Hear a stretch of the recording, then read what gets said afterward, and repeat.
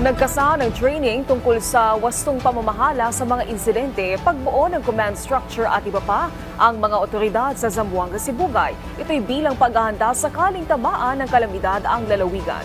Si Romel Ignacio ng PIA Zamboanga, Sibugay sa Balitang Pambansa. Nagsagawa ng Emergency Operation Command at Basic Incident Command System training sa probinsya ng Zamboanga, Sibugay na may layuning palakasin ang kakayahan ng lalawigan sa pagresponde sa mga insidente at kalamidad.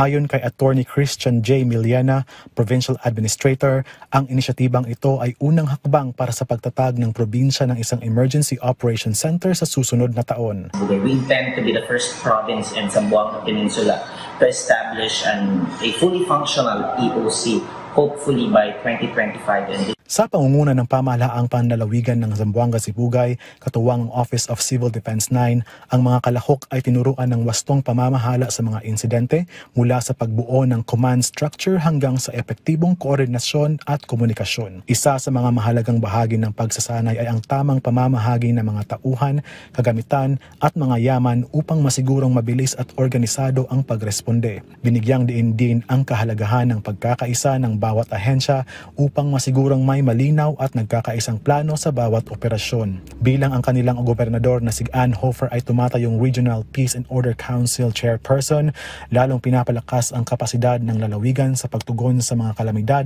at pagpapatupad ng mga pangkaligtasang inisyatiba sa rehiyon. Mula sa Philippine Information Agency, Zamboanga, Sibugay, Romel Ignacio para sa Balitang Pambansa.